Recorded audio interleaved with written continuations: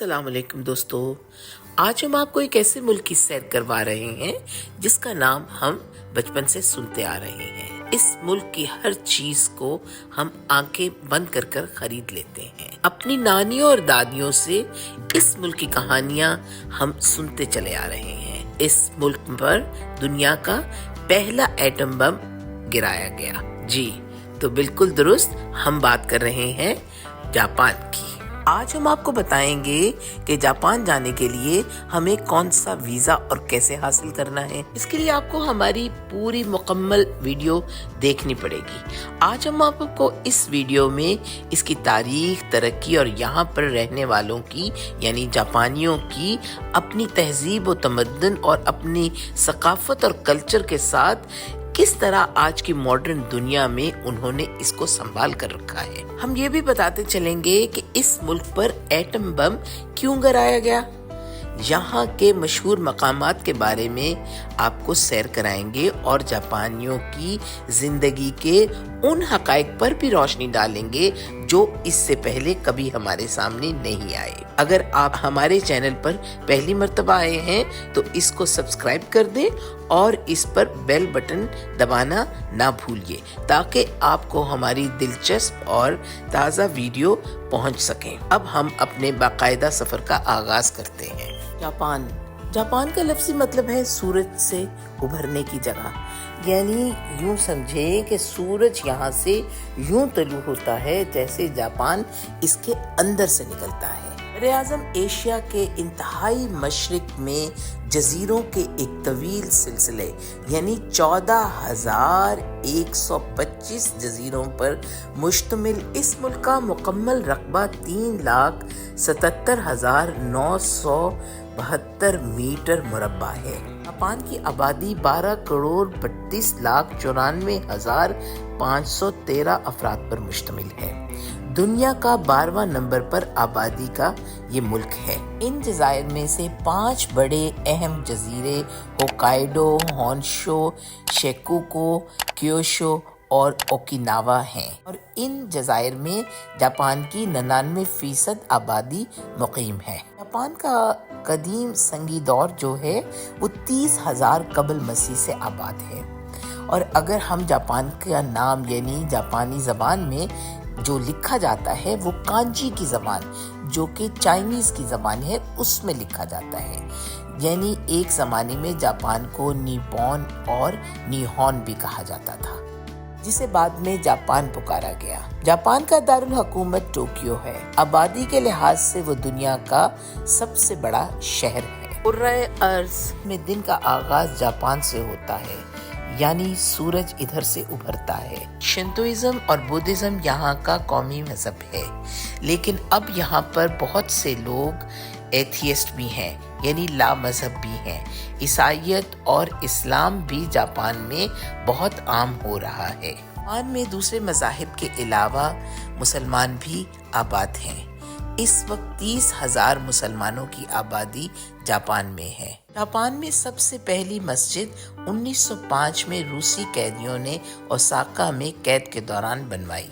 Japan में 2% लोग दूसरे ममालिक से आकर आबाद हुए हैं। यहाँ पर 98% आबादी जापानियों की है। जापान की कौमी ज़बान जापानी है और यहाँ पर जापानी ज़बान में ही तमाम बिलबोर्ड और तमाम कारोबार ज़िंदगी होता है। इसलिए जापान जाने से पहले आपको जापानी ज़बान ज़रूर आनी चाहिए। जापान दुनिया की तीसरी बड़ी मईशत है। यानी इस मुल्क की तरक्की का अंदाज़ा इस बात से लगा लें कि जापान में बुलेट ट्रेन उस ज़माने में चलती थी जबकि फ्रांस जिसने बनाई उससे पहले ये ट्रेन जापान में चलनी शुरू हो गई। जापान हाईली टेक्नोलॉजी को इस्तेमाल करते हुए भी अपने हाथ से ये काम करना ज़्यादा पसंद करते हैं। ये हाथों की उंगलियों पर आदात और गिनती करते हैं और इसी तरह ये अपने आप को कदीम और जदीद दोनों का इम्तजाज बनाकर आगे ज़िंदगी की गाड़ी चला रहे हैं। दोस्तों, हम देख रहे हैं कि जापान न सिर्फ टेक्नोलॉजी का इस्तेमाल कर रहा है बल्कि उनकी इजादात में भी बढ़ चढ़ कर हिस्सा ले रहा है। जापान में चलने वाली गाड़ियाँ पहले तो सिर्फ पटरी पर चला करती थीं, अब दौर ऐसा आ गया है कि ये गाड़ियाँ ज़ेरे समंदर भी चलती हैं, यानी कि ट्रेन जो है वो हवा में उड़ती हुई ट्रेन भी चल रही है। पटरी जो है वो छत पर लगी हुई है और ट्रेनें उल्टी चल रही हैं। ऐसा यूं हुआ कि नीचे सड़कें हैं, ऊपर सड़कें हैं और ट्रेन बीच में चलती हुई उल्टी चढ़ रही है। ये नज़ारा देखने के लिए आपको जापान ही जाना पड़ेगा। जापान दुनिया का महफूज तरीन मुल्क है, लेकिन इसके साथ साथ ये दुनिया की टेक्नोलॉजी को इस्तेमाल करने वाला सबसे पहला मुल्क है और सबसे बड़ा मुल्क है। अगर हम बात करते चलें कि यहाँ पर एक शख्स की सालाना आमदनी का, तो आप ये अंदाज़ा लगा लें कि हर एवरेज एक शख्स $35,000 सालाना कमाता है, यानी कि ये पाकिस्तान का 1 करोड़ रुपया कमाता है। और आप इस बात का अंदाज़ा लगा लें कि यहाँ पर रहने वालों की जो स्टेटस ऑफ लिविंग है वो भी बहुत अच्छी है। जापान का पासपोर्ट दुनिया के मजबूत तरीन पासपोर्टों में शुमार होता है। इस मुल्क के बाशिंदों को ट्रैवल करने के लिए पूरी दुनिया के 192 ममालिक में वीज़ा लेने की ज़रूरत नहीं होती। जापान के वीज़े की अगर बात करें तो इसके लिए आपको किसी एजेंट से बात करने की या उससे मशवरे की ज़रूरत नहीं। आप ऑनलाइन VFS की ग्लोबल पाकिस्तान की वेबसाइट पर जाकर वीज़ा अप्लाई करना है। आपको 4 हफ्ते के अंदर अंदर आपको अपॉइंटमेंट मिल जाती है और 7 और 8 दिनों के अंदर अंदर आपका वीज़ा लग कर आ जाता है। वीज़े के लिए बहुत अच्छा मौका है कि न्यू ईयर के नज़दीक ये ज़्यादा वीज़े मिलने के चांसेस होते हैं। और वीज़े के लिए अहम कागजात में आपकी बैंक स्टेटमेंट और आपका अपॉइंटमेंट लेटर बहुत अहमियत रखता है।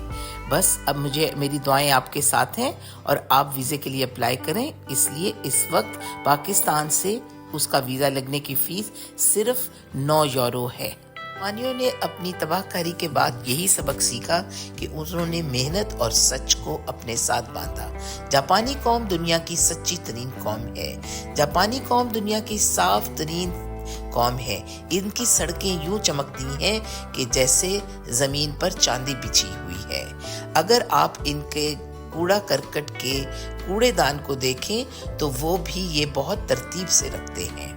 दुनिया का दूसरा साफ तरीन मुल्क जापान है। जापान में बिल्कुल भी फ़ज़ाई आलूदगी की आपको आसार नहीं नज़र आते, इसलिए क्योंकि यहाँ पर चलने वाली गाड़ियाँ जो हैं वो बिजली से चलती हैं और अब तो उड़ती हुई गाड़ियों का भी इस्तेमाल होने लगा है। और ये भी याद रहे कि जापान एक ऐसा मुल्क है जहाँ पर झूठ बिल्कुल नहीं बोला जाता।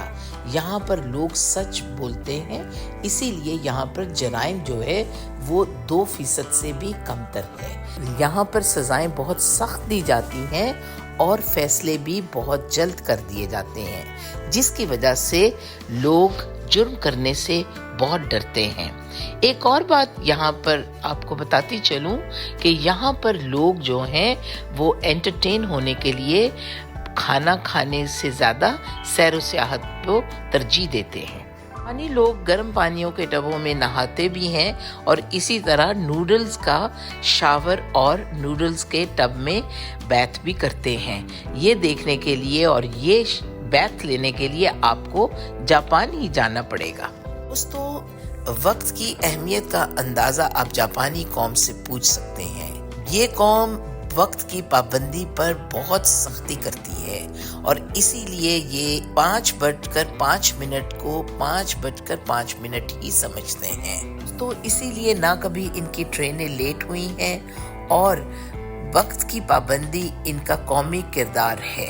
अगर इनके घरों को देखें तो यहाँ पर हर तरह के छोटे बड़े घर हैं, लेकिन यहाँ पर इलाके की कमी की वजह से छोटे छोटे घर बनाए जाते हैं, लेकिन घरों को बहुत साफ सुथरे तरीके से रखा जाता है। और अगर इनके घरों की सबसे खूबसूरत जगह देखें तो यहाँ का बाथरूम सबसे साफ होता है। यहाँ के बाथरूम और इनके टॉयलेट बहुत ही जदीद और इलेक्ट्रॉनिक बने हुए हैं।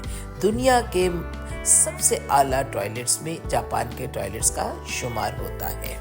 जापान को गाड़ियों का हब भी कहा जाता है, इसलिए चूँकि यहाँ पर बनने वाली गाड़ियाँ टोयोटा, होंडा, सुजुकी और इससे भी बड़ी बड़ी गाड़ियाँ यहाँ पर बनती हैं। अंदाज़ा लगा लें कि टोयोटा कंपनी एक साल में 300 मिलियन से ज़्यादा गाड़ियाँ बनाती है। दुनिया में तवील उम्र के लोग जापानी हैं, इसीलिए इस वक्त जापान में बूढ़ों की तादाद नौजवानों की निस्बत बहुत ज़्यादा है। इसलिए इस मुल्क में इस वक्त जाने के मौके बहुत हैं और अगर आपके पास तालीम है तो आप इस मुल्क में जाने का रुख ज़रूर करें। अच्छी सेहत और तवील उम्र के बारे में जब इनसे पूछा गया तो उन्होंने यही जवाब दिया कि हम अपने यहाँ कच्ची सब्जियों का इस्तेमाल ज़्यादा करते हैं और घी में तली हुई अशिया से परहेज़ करते हैं। इनके यहाँ सुशी और इसी तरह की दीगर जितनी भी इनके यहाँ बनती हैं चीज़ें, वो उनमें मछली और चावल का इस्तेमाल होता है। ये खुराक का अहम हिस्सा मछली और समुद्री दीगर मखलूक है और ये उसको कच्चा ही खाने को पसंद करते हैं। इसके अलावा ये सूप और कहवा का इस्तेमाल बेशुमार करते हैं। जापान में जहाँ पर सी फूड और सुशी बहुत मशहूर है, वहाँ पर इनके क्यूब होटल्स भी बहुत मशहूर हैं। ये क्यूब होटल्स सैरो सियाहत करने वालों के लिए बहुत अच्छे और इकोनॉमिक हैं। वो इस तरह के ये सस्ते भी हैं और आरामदेह भी हैं। दोस्तों, दुनिया में सबसे ज़्यादा खुदकशी जापान में होती है और इसकी वजह क्या है ये मैं आपको बताती हूँ।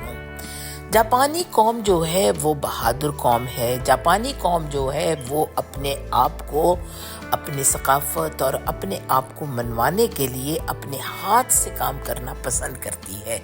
इसीलिए अगर वो किसी चीज़ में नाकाम हो जाएं तो वो दुनिया को मुंह नहीं दिखाते और उस नाकामी के लिए वो अपने आप को ख़त्म कर लेना बहुत बेहतर समझते हैं ज़िंदगी से। तो इसलिए वो इस मामले में खुदकशी को तरजीह देते हैं, जिसके लिए इनकी बहादुरी की अलामत समझा जाता है। तो गोया खुदकशी जो है वो इनके कल्चर और इनकी सकाफत में बहादुरी की अलामत समझा जाता है। जापान में इस दुनिया की सबसे ज़्यादा वेंडिंग मशीनें हैं। यहाँ पर छोटी से छोटी चीज़ और हत्ता के कपड़े और दीगर अशिया भी आपको वेंडिंग मशीन से मिल सकती हैं। इसलिए ये अपने वक्त को बचाने के लिए वेंडिंग मशीनों का इस्तेमाल करते हैं। दोस्तों, आप जानते हैं कि दुनिया का सबसे पहला एटम बम जापान पर गिराया गया और इसके साथ साथ दुनिया का आखिरी एटम बम भी जापान पर ही गिराया गया। मेरे वाकया यूं है कि 6 अगस्त 1945 को हिरोशिमा और 9 अगस्त 1945 को नागासाकी के शहरों पर पहला और दुनिया का आखिरी एटम बम के साथ हमला हुआ और ये हमला अमेरिका ने जापान पर किया। इसकी वजूहात बेशुमार हैं, मगर हम इसकी मुख्तसर बात यूं करते हैं कि जैसा कि जंगे अजीम दोम में जापान और अमेरिका 2 मुख्तलिफ धड़ों में बटे हुए थे और ये अपने अपने मुखालिफिन के साथ, अपने अपने इत्तेहादियों के साथ जंग कर रहे थे। जापान अपने इत्तेहादियों जर्मनी के साथ मिलकर अमेरिका और रशिया के खिलाफ जंग लड़ रहा था। गोया जंग में शिकस्त के बाद जापान ने अपनी शिकस्त को मानने से इनकार किया और उसने अमेरिका की पर्ल हार्बर पर हमला किया, जिसके जवाब में उसको अमेरिका ने बम के साथ उड़ा दिया और उसने दुनिया का पहला एटम बम 6 अगस्त 1945 को और 9 अगस्त 1945 को हिरोशिमा और नागासाकी पर गिराकर बहुत शदीद जानी और माली नुकसान किया, जिसका खमियाजा जापान ने बहुत साल तक भुगता। इसके बाद जापान के ऊपर बहुत ज़्यादा पाबंदियां आयद हो गईं और इसके अलावा जापान को अपने आइन में भी तरमीम करनी पड़ी और इसके अलावा ये भी हुआ कि जापान की सनत और इसकी इकोनॉमी और इसकी इक्तिसादी सूरत भी बहुत ख़राब हो गई। اس ساری صورت سے نمٹنے کے لیے جاپان نے بہت زیادہ محنت کی اور دنیا میں اپنا نام بنوانے کے لیے اس کی قوم نے دوبارہ سے اپنے آپ کو نئے رستوں پہ استوار کیا۔ اگر جاپانی کرنسی کی بات کریں تو جاپانی ین پاکستان کے 2 روپے کے برابر ہے، جبکہ انڈیا کے 0.58 روپے کے برابر ہے۔ جاپان کے بارے میں بے شمار کتابیں لکھی گئیں۔ میں نے خود بھی ایک کتاب ہیروشیما کے آنسو جاپان کے بارے میں لکھی۔ تو آپ کو بتاتے چلیں کہ دنیا کا پہلا جاپانی novel the tell of Genji 11ویں صدی میں موراساکی شیکیبو نے لکھا۔ اس کا اردو میں ترجمہ ہو چکا ہے، جو گینجی کی کہانی کے نام سے چھپا۔ دنیا کی سب سے بڑی کراسنگ یعنی کہ لوگوں کو کراسنگ کرنے والی روڈ بھی جاپان میں ہے۔ اس کراسنگ کا نام ہے شیبیو کراسنگ اور تقریباً 2500 لوگ ایک وقت میں چاروں جانب سے سڑک کو کراس کرتے ہیں اور ایک دن میں 2.4 ملین لوگ روزانہ اس سڑک کو کراس کرتے ہیں۔ تو اس لیے دنیا کی اس شیبیو کراسنگ کو دیکھنے لوگ آتے ہیں اور اس کے علاوہ فلموں میں بھی اس کو دکھایا جاتا ہے۔ جاپانی سلک بہت مشہور ہے، تو اس کے ساتھ ساتھ جاپان کی گیشائیں بھی بہت مشہور ہیں۔ یہ جاپانی کلچر اور تہذیب کے حوالے سے ایک یہاں کی علامت سمجھی جاتی ہے، جن کو آج کے دور میں کم دیکھا گیا ہے، لیکن ان کو آپ بہت بڑے بڑے ریسٹوران اور ہوٹلوں میں آپ ان کو انٹرٹین کرتے ہوئے دیکھ سکتے ہیں۔ جاپانی قوم اسکولوں میں جوتیاں لے کر نہیں جاتے، وہ باہر کی جوتا سب بچے وہیں اتارتے ہیں اور اسکول میں داخل ہو کر اپنا جوتا، اسکول کا جوتا پہنتے ہیں۔ اس کے علاوہ جاپانی اپنے گھر میں جوتیاں لے کر نہیں جاتے، اسی لیے ان کے گھروں میں تاتامی بچھے رہتے ہیں اور یہ زمین پر بیٹھ کر کمرے کو استعمال کرتے ہیں۔ کبھی وہ کمرہ عبادت گاہ بن جاتا ہے اور رات کو وہ وہی کمرہ جو ہے وہ آپ کے سونے کا بیڈ روم بھی بن جاتا ہے۔ جاپانی قوم بھی مغرب و مشرق، قدیم و جدید تہذیبوں کا انوکھا امتزاج ہے۔ یہاں صنعتی ترقی ہے، ادھر ٹیکنالوجی کے سمندر بھی ٹھاٹھے مار رہے ہیں۔ اگر یہ مندروں میں جا کر اپنے آباء و اجداد کی روحوں سے ملاقات کرتے ہیں تو قدرت سے بھی والہانہ جذبہ محبت سے جڑے ہوئے ہیں۔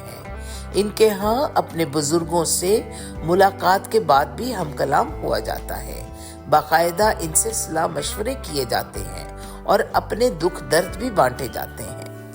آپ کو اس کا اندازہ جاپان میں جا کر ہی ہوگا۔ اگر آپ کو اتفاق ہو تو آپ کیوٹو اور نارا ضرور جائیے۔ آپ دیکھیں گے کہ چاروں سمت آپ کو وہاں پر مندر اور شرائنز اور بدھسٹ اسٹیچوز نظر آئیں گے۔ آپ کو مندر دیکھ کر پریشان نہیں ہونا۔ دوستو، یہ مندر جو نظر آ رہے ہیں، یہ جو شرائن نظر آ رہے ہیں، یہ دراصل ایک زمانے میں بادشاہ کا محل ہوتا تھا، جو کہ بادشاہ کی موت کے بعد اس محل کو ایک مندر میں تبدیل کر دیا جاتا تھا اور اس کے بعد اس کے لیے نئے محل کی تعمیر کی جاتی تھی۔ تو یہ ایک ان کا تاریخی حوالہ بہت ہی مضبوط ہے۔ تو اس لیے وہ ان بادشاہ کو اس مقام تک رکھتے تھے کہ وہ ان کے لیے ایک ریلیجیس پلیس تھی۔ اس لیے ان کے ہاں بادشاہت جو اب صرف نام کی رہ گئی ہے اور یہاں پر جمہوری پارلیمانی نظام ہے، اس کے تحت اس وقت یہ اپنے ملک کو چلا رہے ہیں۔ سفید روئی کے گالے جیسی آتش فشاں فیوجی یاما ہمالا سے نصف بھی نہیں، اپنا سینہ تان کے کھڑی رہتی ہے۔ جاپانی اس 12,388 فٹ بلند مقدس کوہ فیوجی کے عاشق ہیں۔ جاپان کا بلند ترین یہ پہاڑ ٹوکیو کے سب سے بڑے جزیرے ہونشو میں ٹوکیو کے قریب 100 کلومیٹر مغرب میں واقع ہے۔ اسے فیوجی سین کہا جاتا ہے۔ بظاہر اس صدیوں سے خاموش پہاڑ میں لاوا پک رہا ہے اور اگر اب اس فشار ہوا بھی تو دور افتادہ ٹوکیو شہر تک اس کے اثرات پہنچیں گے۔ اس وقت پوری دنیا میں پاکستانی اور انڈین ریسٹورنٹ بہت زیادہ مشہور ہیں، اور امریکہ، سویڈن یا کسی بھی ملک میں، لندن وغیرہ کہیں پہ بھی چلے جائیں، اسی طرح ٹوکیو اور جاپان کے مختلف بڑے شہروں میں آپ کو دیسی ریسٹورنٹ ضرور ملیں گے۔ تو اس لیے آپ ادھر جائیں اور ان سے ضرور محظوظ ہوں۔ آپ کو اگر یہ بھی بتاتی چلوں کہ پاکستانی زیادہ تر وہاں پر پرانی گاڑیوں کے کاروبار کرتے ہیں اور اپنا نام بنائے ہوئے ہیں۔ پاکستانیوں کی کل آبادی میں 20% کی ان میں سے ٹوکیو رہتے ہیں، اور یہ پرانی گاڑیوں کا کاروبار کرتے ہیں، جو کہ اس کے یہ بہت زیادہ ماہر ہیں۔ ٹوکیو کی کل آبادی 3 کروڑ کے لگ بھگ ہے، اور یہ دنیا کا سب سے بڑا آبادی کے لحاظ سے شہر ہے۔ ٹوکیو دنیا کا مہنگا ترین شہر بھی ہے۔ ادھر اگر آپ کو روپنگی ملے گا تو یہاں پر انٹرٹینمنٹ کے لیے آپ کو بے شمار گیم سٹیشنز ملیں گے۔ اکیاباڑا اگر آپ چلے جائیں تو یہ انہی گیم سٹیشنز کا ہب کہا جاتا ہے۔ یہاں پر ہزاروں کی تعداد میں آپ کو گیم سٹیشنز یا پلے گیمز ملیں گی، اور ان کے اوپر بچے نہیں بلکہ یہاں پر ہر عمر کا نوجوان یا بوڑھا سب لوگ یہاں پر وہ گیمز کھیلتے ہوئے آپ کو نظر آئیں گے۔ اس لیے اکیاباڑا کو گیمز ڈسٹرکٹ کے نام سے بلایا جاتا ہے۔ جاپان میں پارلیمانی جمہوریت کا نظام قائم کیا گیا ہے۔ یہاں پر اختیارات پارلیمان کے پاس ہوتے ہیں، جبکہ بادشاہت ایک علامت یا رسمی عہدہ ہے۔ اس لیے یہاں پر بادشاہ کا محل جو کہ ٹوکیو میں ہے اس وقت، اور اس کے وزٹ کرنے کا بھی کچھ ڈیز بنائے گئے ہیں، اور اگر آپ کو موقع ملے تو آپ ادھر ضرور جائیے۔ اس کے علاوہ اگر ہم وراثت اور تاریخی ورثے کی بات کریں تو یہاں پر آپ کو مختلف شہروں میں، جیسے کہ بڑے بڑے شہروں اوساکا، نارا اور کیوٹو اور ٹوکیو میں آپ کو بے شمار بودھا کے سٹیچوز نظر آئیں گے۔ آپ کو بلکہ یہ بھی دیکھنے کو ملے گا کہ دنیا کا سب سے بڑا بودھا کا سٹیچو بھی جاپان میں ہی ہے، اور اس کو دیکھنا نہ بھولیے۔ جاپانی قوم نے اپنی تباہی کے بعد ایک سبق سیکھا، اپنے اندر انکساری اور چیلنج کو قبول کرنے کے لیے انہوں نے آگے بڑھ کر محنت کی۔ اسی لیے چند ہی برسوں میں جاپان کی بنی ہوئی اشیاء نے دنیا میں اس قدر نام بنایا کہ میڈ ان جاپان کی اشیاء کو دنیا میں سب سے معیاری اور ان کو قدر کی نگاہ سے دیکھا جانے لگا۔ یہ تھا جاپان کی ترقی کا راز۔ ٹوکیو میں 2 ایئرپورٹ ہیں، اور اس کا نریتا ایئرپورٹ دنیا کے خوبصورت ترین ایئرپورٹوں میں شمار ہوتا ہے۔ اس کے علاوہ یہاں پر لوگ اپنی گاڑیوں میں بھی سفر کرتے ہیں، لیکن اس کے ساتھ ساتھ سب سے زیادہ ٹرین کا استعمال کیا جاتا ہے۔ اسی لیے یہاں پر JR جو جاپان ریلوے جو ہے وہ دنیا کی بڑی سے بڑی ریلوے اسٹیشنوں میں اس کا شمار ہوتا ہے۔ دوستو یہ بھی بتاتے چلیں کہ ٹوکیو کی نائٹ لائف بھی دنیا کی بڑی بڑی نائٹ لائفز کی طرح رنگ برنگی ہے۔ یہاں پر آپ کو دنیا کے تمام باشندے نظر آتے ہیں۔ دوستو جاپان میں زلزلوں کا آنا کوئی حیرت کی بات نہیں۔ یہاں پر ہر سال 1500 چھوٹے بڑے زلزلے آتے ہیں۔ اس برس یعنی 2024 میں بھی اگست کے مہینے میں یہاں پر بہت بڑے سونامی یعنی زلزلے کی پیشین گوئی تھی، لیکن وہ اتنے بڑے ریکٹر پر ہو کر بھی نقصان نہیں ہوا۔ تو اس کا یہ پیشین گوئی کی جا رہی ہے کہ یہ زلزلہ ابھی تو اٹک گیا، لیکن آگے اس کی تباہ کاری نظر آ رہی ہے۔ تو گویا ٹوکیو ہو گیا یا جاپانی قوم ہو گئی، یہ ان تمام زلزلوں کے لیے ہر وقت تیار رہتے ہیں۔ تو یہ جاپانی قوم کا ایک اپنا ہی خاصہ ہے کہ وہ اپنے وطن اور اپنے ملک کے ساتھ بے انتہا محبت کرتے ہیں، اور وہ ان زلزلوں اور ان طوفانوں کے لیے بھی تیار رہتے ہیں۔ जापान में 2011 में 9.0 की शिद्दत वाला ज़लज़ला था, जिसकी वजह से शुमाल मशरकी साहिल पर सुनामी आई थी और इसमें 18,000 से ज़्यादा अफराद हलाक हो गए थे। लेकिन ये इसी कौम का खासा है कि वो बहादुरी के साथ अपने वतन और अपने मुल्क से बहुत मोहब्बत के साथ जुड़े हुए हैं। टोक्यो में कुदरती हुस्न के अलावा अगर आप म्यूज़ियम्स की तरफ जाएं तो वहाँ पर लाइट म्यूज़ियम्स को देखना ना भूलिए, और इसके अलावा डिज्नी वर्ल्ड बड़ों और बच्चों दोनों के देखने के लिए काबिले दीद है। आप कुदरती नज़ारा देखना चाहते हैं तो ओकिनावा विलेज यानी साहिल समंदर, यहाँ पर आपको देखने को एक बहुत खूबसूरत विलेज मिलेगा जिसका नाम श्रीपाए है। इसको यूनेस्को हेरिटेज में शामिल किया गया है।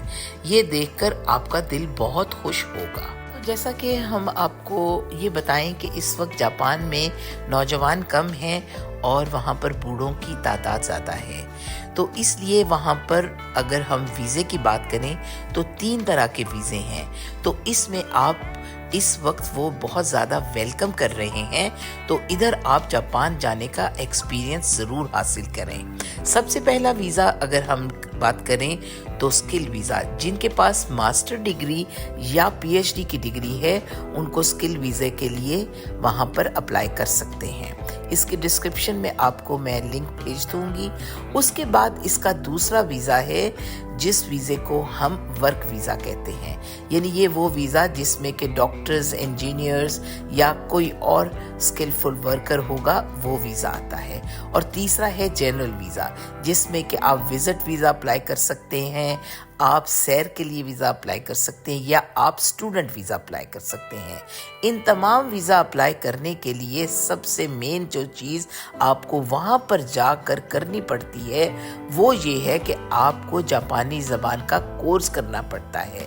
तो जाने से पहले आप ये ज़रूर जहन में रखें कि आपको जापानी ज़बान सीखनी पड़ती है। तो ये है जनाब हमारे जापान में जाने के लिए वहाँ पर वीज़ा हासिल करने के मुख्तलिफ स्टेटस, जो कि इस वक्त इनमें खासी रियायत है। एक और बात बताती चलूँ कि पाकिस्तान से जापान जाने के लिए वीज़ा फ़ीस नहीं है, जो कि एक बहुत अच्छी बात है। तो इसलिए मेरी ये दुआ है कि आप अपना वीज़ा अप्लाई करें और उधर जाने का एक्सपीरियंस ज़रूर हासिल करें। तो दोस्तों, ये था आज हमारा प्रोग्राम जापान के बारे में। उम्मीद है कि आपको पसंद आया होगा, और इसके साथ ही मुझे इजाज़त दीजिए और हम आपके लिए एक नया प्रोग्राम लेकर हाजिर होंगे। अस्सलाम वालेकुम।